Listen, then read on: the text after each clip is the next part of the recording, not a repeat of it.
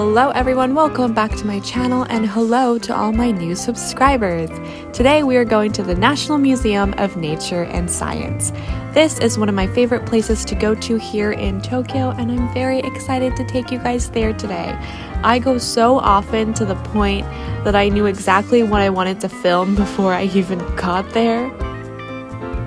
The whole museum is divided into two main areas, that is the Global Gallery and the Japan Gallery. And I'll be picking out highlights and my favorites from both galleries and blending it together in this video. So I hope you enjoy and let's get started. We are starting off in the Global Gallery, and this room right here has a timeline of planet Earth along with some visuals to help you keep up, and all the objects are located low to the ground, so it's definitely very kid-friendly. And I've noticed that they do sprinkle in a little bit of English here and there, so even if you don't speak Japanese, it's definitely easy to follow. One of my favorite things to look here is the Archaeopteryx, which is considered the missing link between dinosaurs and birds. One of the major reasons I recommend this place, not only to tourists, but also local people who live here in Japan, is because of the way they display things. Like, it's absolutely beautiful and creative. Even this fake tree leads to this glass water ripple thing, and then the fish inside look like they're frozen in time.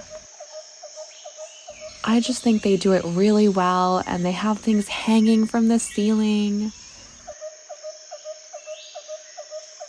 And this fake tree right here kind of reminds me of a tree I had in my front yard growing up. And this seaweed, wow, it is tall, like it is huge. And I was admiring it, and I spoke too soon because look at this one. Look at how long this one is. Ready?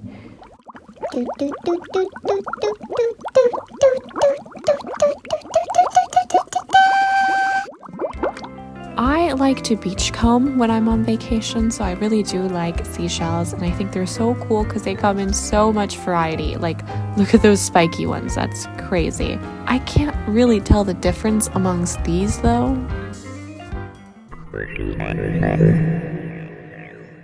Now we're in the insects section, and I wanted to show you guys my childhood neighbor's pet, which is this leafy insect right here. And the display does not do it justice because it's much more green and saturated when it's alive.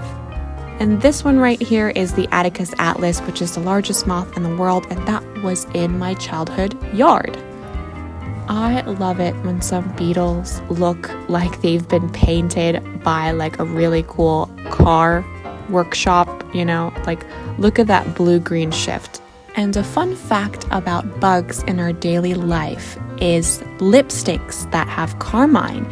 And carmine is what makes the lipsticks red, and it is actually crushed bugs.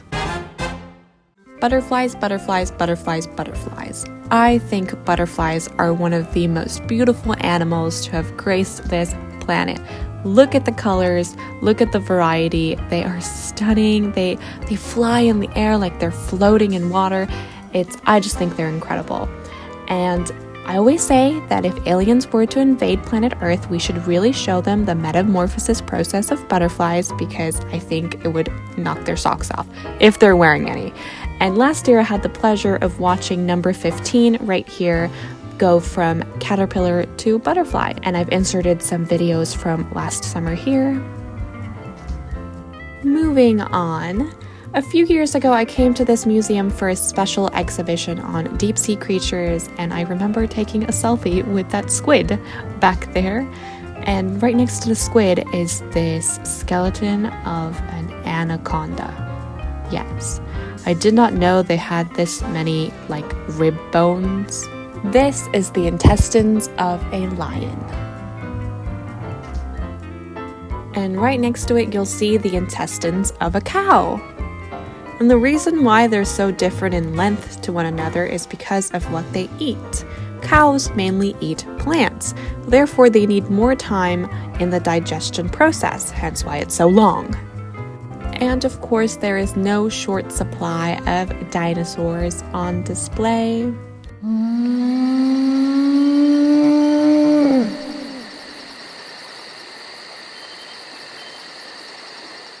didn't know this, but T-Rexes have that bone that lines the belly.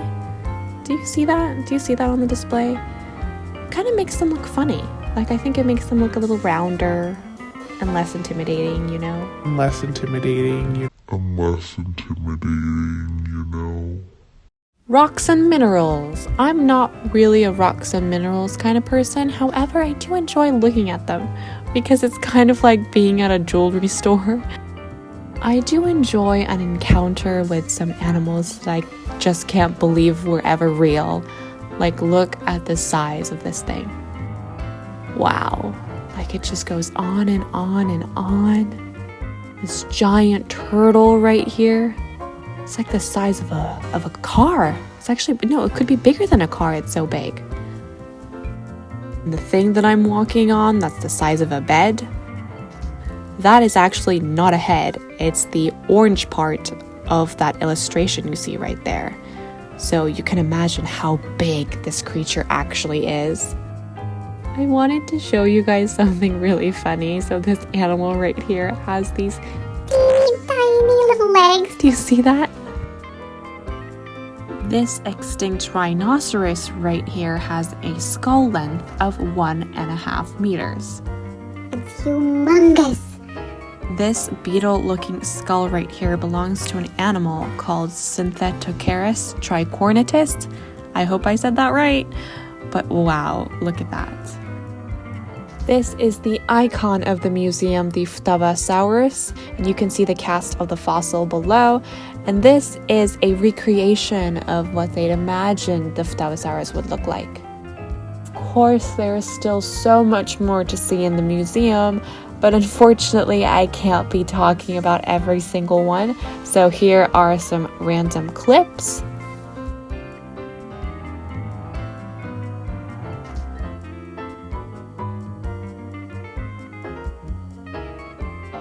The white dog in the front is the faithful dog Hachiko, which you guys may know from a Richard Gere movie. And the black dog in the back right is Jiro, who is a very famous Antarctic expedition dog. I have saved the best for last, the third floor's Animals of the Earth, the Endurance of Mammals and Birds.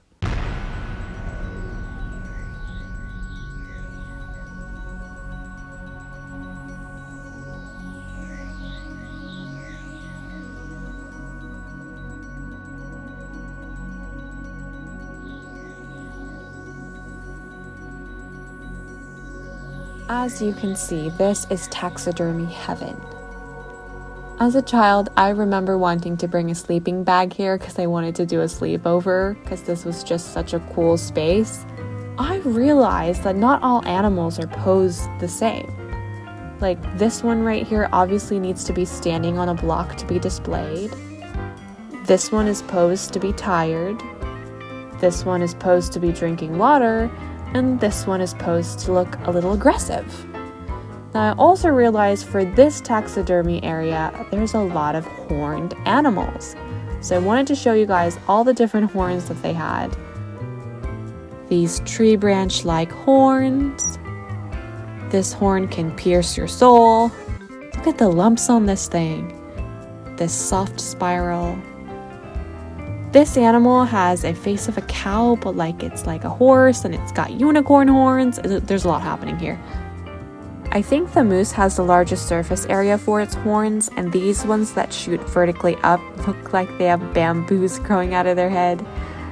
Look at the spiral on this, it's so unreal. This looks really heavy. They look like tweezers on its head. This soft spiral was my favorite, and it belongs to the greater kudu. They also have a kids playing area with a dinosaur and some taxidermy animals. No trip to a museum is complete without stopping by the museum shop. Unfortunately, I had to rush a little because it was going to close in 10 minutes, but I got some stuff to show you. These postcards are 30 yen each, and they're absolutely beautiful. Of course, they also have Hachiko merch. They also stock their own original stationery products, so they come in the pink and blue, and this is because the pink is the Japan gallery and the blue is the global gallery, and they have their iconic exhibits drawn like on the products. So you can see there's Hachiko there.